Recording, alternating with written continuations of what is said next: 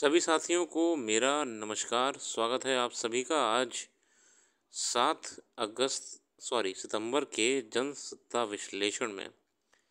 आइए शुरू करते हैं आज का जनसत्ता विश्लेषण बिना किसी देरी के। प्रथम पृष्ठ पे हमारे सामने कई राजनीतिक खबरें हैं जिन पे हम ना जाते हुए एक महत्वपूर्ण खबर पे जाएंगे जो यूरोपीय जलवायु परिवर्तन सेवा कोपरनिकस ने कहा है। तो 24 से गर्म साल होने की संभावना। जनवरी अगस्त की अवधि के लिए वैश्विक तापमान 1951-2020 के औसत से 0.70 डिग्री सेल्सियस अधिक दर्ज किया गया है। और यूरोपीय जलवायु परिवर्तन सेवा कोपरनिकस, ये बेसिकली इनका ना जो वेदर मॉनिटरिंग वगैरह सिस्टम है, शुक्रवार को कहा कि ये संभावना बढ़ती जा रही है कि 24 अब तक का सबसे गर्म वर्ष होगा। कोपरनिकस क्लाइमेट चेंज सर्विसेज की नवीनतम जानकारी के अनुसार अगस्त महीना वैश्विक स्तर पर संयुक्त रूप से सबसे गर्म अगस्त था, जिसमें औसत सतही वायु तापमान 16.82 डिग्री सेल्सियस था, जो महीने के लिए 1991-2020 के औसत से 0.71 डिग्री सेल्सियस अधिक था। मतलब कि बहुत ज़्यादा गर्म रहा इस बार का हमारा साल और हमारा अगस्त महीना भी। इसी बहाने पता लगा कि यूरोपियन लोग और एजेंसियाँ कोपरनिकस क्लाइमेट चेंज सर्विसेज को यूज़ करते हैं, जिसे हम C3S बोलते हैं। C3S, तो ये अब आप ध्यान रखिएगा, C3S क्या है, यूरोप का है ये। इससे वो मॉनिटरिंग करते हैं जलवायु परिवर्तन को लेकर। चलिए आगे बढ़ते हैं, ऐसे ही फैक्ट्स मिलते हैं। बाकी अखबार का दिन पूरा करा करिए, हम तो सिर्फ एक क्विक विश्लेषण देते हैं चीज़ों को लेकर।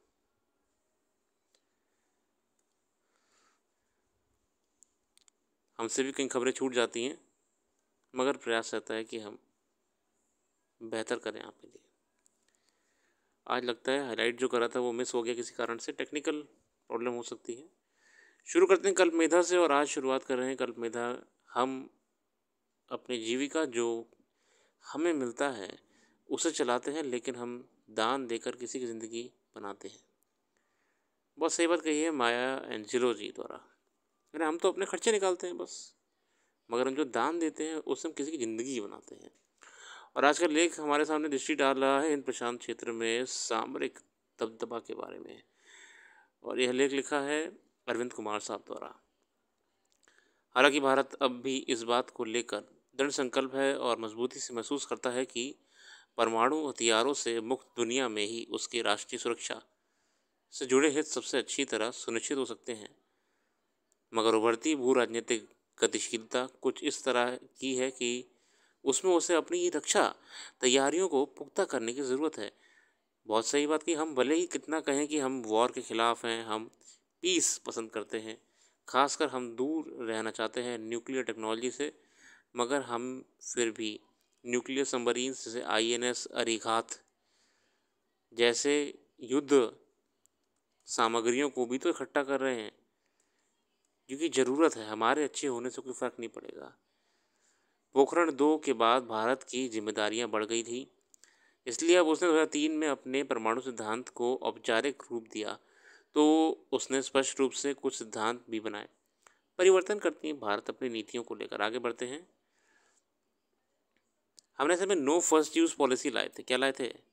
नो फर्स्ट यूज़ पॉलिसी, मतलब हम रखेंगे अपने पास हथियार, परमाणु हथियार हम अपने पास रखेंगे, घातक हथियार हम अपने पास रखेंगे, मगर हम उनका पहले इस्तेमाल नहीं करेंगे। हम उनका इस्तेमाल तभी करेंगे जब हमारा जो ओपोनेंट है, जो भी है, वो हम पे अटैक करेगा। तो नो फर्स्ट यूज़ पॉलिसी, हम पहले नहीं करेंगे, हम तभी करेंगे जब दूसरा हम पे करेगा। मतलब ये नहीं कि हम ज़बरदस्ती कट्टा लिए घूम रहे हैं और है ना हवा में फायरिंग करे पड़े हैं। हमने क्या कहा भाई, अगर हमारे ओपोनेंट ने हम पे फायर करा, अगर हमारे ओपोनेंट में, तो हम भी फायर कर देंगे। तो फिलहाल भारत का यही स्टैंड है परमाणु हथियारों को लेकर, नो फर्स्ट यूज़ पॉलिसी, है ना।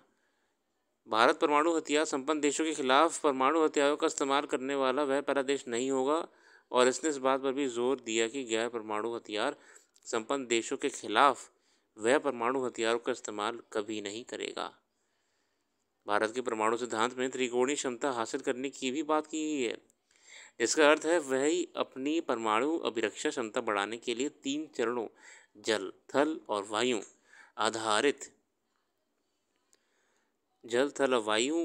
आधारित संपत्तियों हासिल करेगा। मतलब भारत भले ही देखिए बिल्कुल पीसफुल नेशन है, भारत कभी किसी पर आक्रमण नहीं करना चाहता, ना भारत ने कभी करा है, मगर भारत ने कह रखा है कि हमें अपने आप को सुरक्षित भी रखना है। इस बदलते दौर में ताकतवर रहना ज़रूरी है। यहाँ यह बात जोर देकर कही जानी चाहिए कि भारत के पहले उपयोग न करने के सिद्धांत को पूरा करने के लिए उसे एक मजबूत और ठोस समुद्र आधारित परमाणु अभिरक्षा ढांचे की जरूरत थी। इसलिए हमने INS अरिगात और कई कई सबमरीनों को अपने बेड़े में शामिल करा। किसी भी संभावित घटना की स्थिति में थल और जल आधारित दोनों ही संपत्तियां अत्यधिक असुरक्षित रहते हैं। यो भी विश्वसनीय समुद्र आधारित क्षमता ही दूसरी मारक क्षमता प्रदान कर सकती है। इसी संदर्भ में भारत ने परमाणु ऊर्जा से चलने वाली पनडुब्बी हासिल करने की दिशा में तेजी से कदम बढ़ाया है। ये सब बातें हैं। सबमरीन हमारी स्कॉर्पियन क्लास सबमरीन्स हैं, बैलिस्टिक सबमरीन्स हैं, बहुत कलवरी क्लास सबमरीन है। अगर आपको जानना है सबमरीन के प्रकार क्या होते हैं, इनमें टेक्नोलॉजी के हिसाब से इनके नाम दिया जाता है। तो हमारे पे कलवरी क्लास है, हमारे पे स्कॉर्पियन क्लास है। अभी क्या है, आप पढ़िए, कुछ अपने आप से भी अध्ययन करना जरूरी होता है ना। सारी चीज़ें अगर हम पढ़ा देंगे तो फिर बात ही क्या है। जितना अध्ययन खुद से भी करेंगे आपको उसका बेनिफिट हमेशा रहेगा।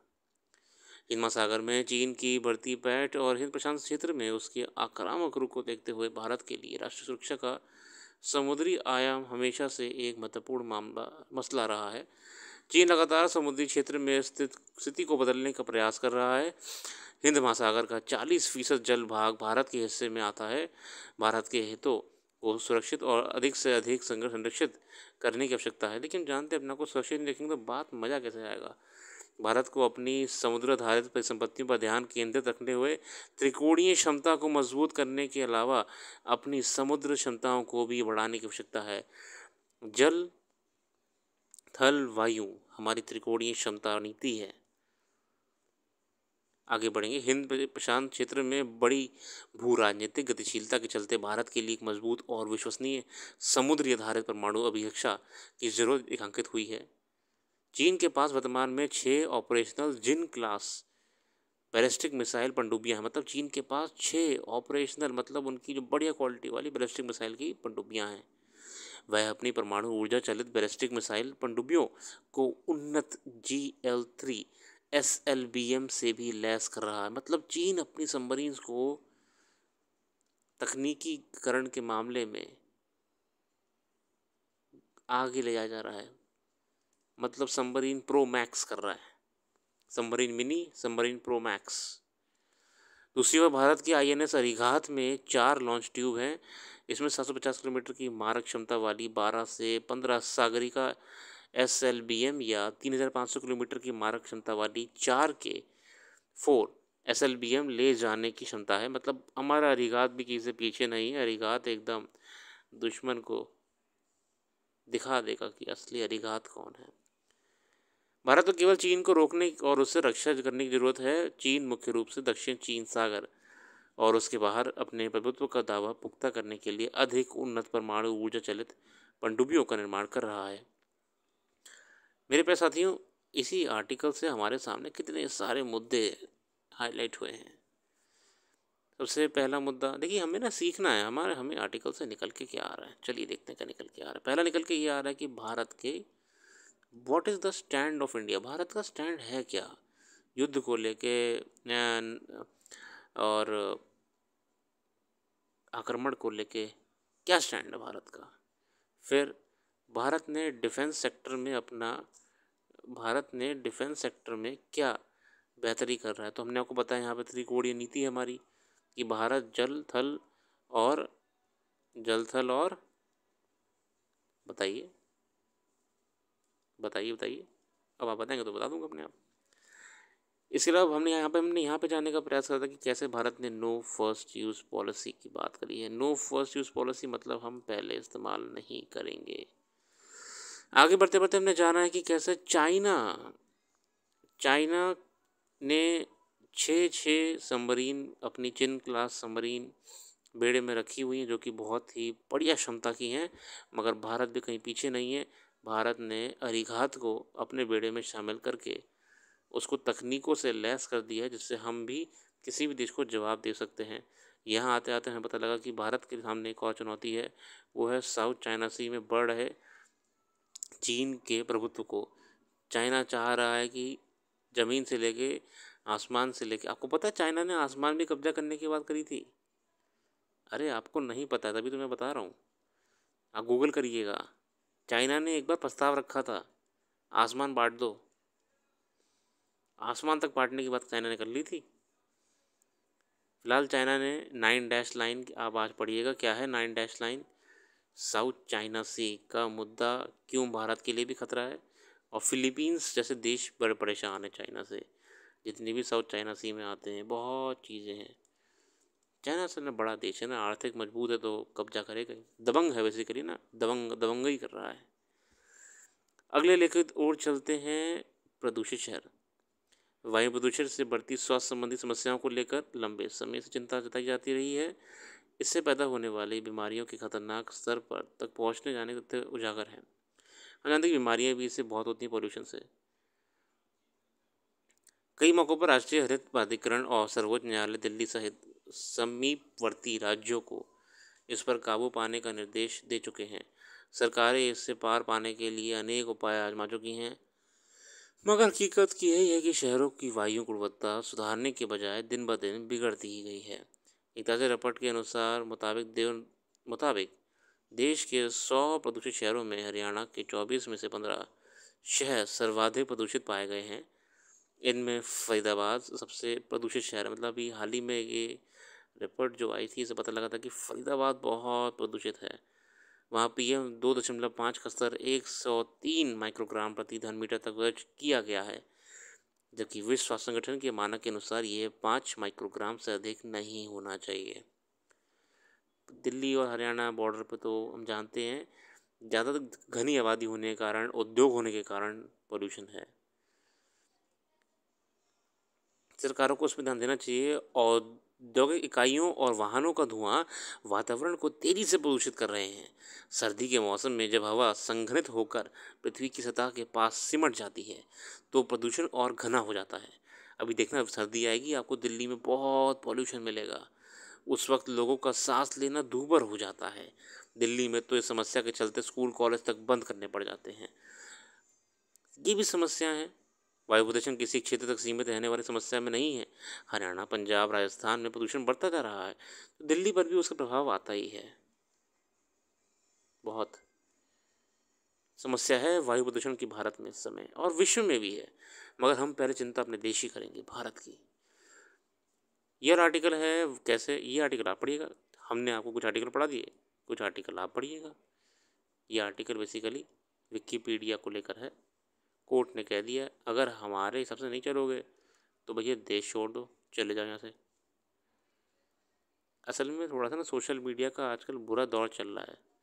अमेरिका से लेके यूरोप तक, यूरोप से लेके इंडिया तक, हर कोई ना व्हाट्सएप, टेलीग्राम, एक्स, विकिपीडिया, हालांकि विकिपीडिया सोशल मीडिया नहीं है, मगर टेलीग्राम, इन सब पे ना कंट्रोल करना चाह रहा है। तो कोई दिक्कत नहीं, वक्त आता जाता रहता है।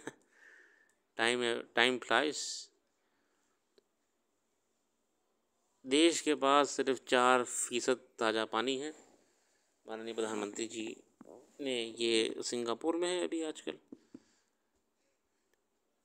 क्षमा चाहता हूँ, प्रधानमंत्री जी ने असल में गुजरात में रेन वाटर हार्वेस्टिंग की योजना लॉन्च करी है। मैंने इसके बारे में ना आप ना एक यूट्यूब पे ना कम्युनिटी विजिट करा करो। जो यूट्यूब चैनल पे आप जाओगे तो एक एक ऐसे ऐसे बन के आता है ना, वीडियोस, शॉर्ट्स और ऐसे कुछ आता है। तो यहाँ कम्युनिटी का भी आता है पोस्ट, यहाँ पे पोस्ट करते तो बड़े ऐसे स्क्वायर शेप में पोस्ट होते हैं। तो यहाँ मैंने इसके बारे में कवर करा हुआ है। ये ना जल संचय जन भागीदारी, ये गुजरात में ना रेन वाटर हार्वेस्टिंग का शुरुआत करा है माननीय प्रधानमंत्री जी ने, रेन वाटर हार्वेस्टिंग का। ताज़ा पानी तो हमें सप्लीमेंट करना ही पड़ेगा यार, ये भी आप पढ़िए खुद।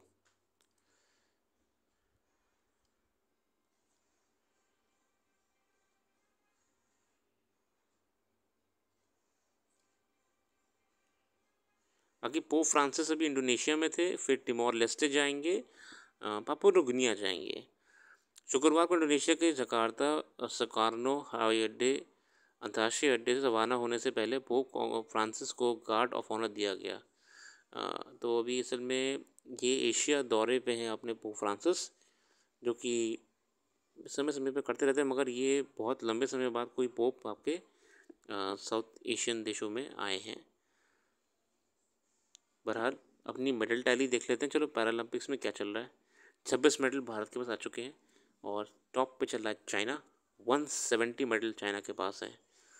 अच्छे रखते हैं। अपना कीमती समय देने के लिए बहुत बहुत धन्यवाद। जो भी करंट अफेयर्स यहाँ पर डिस्कस नहीं कर पाए हैं वेबसाइट पर डाल देंगे। वेबसाइट का लिंक डिस्क्रिप्शन में मौजूद है, ज़रूर विज़िट करिएगा और कल फिर आइएगा और डेली विज़िट करते रहिए, वेब वीडियोज़ को देखते रहिए। हमें मोटिवेशन मिलेगा आपके यहाँ पे डेली आने से। धन्यवाद।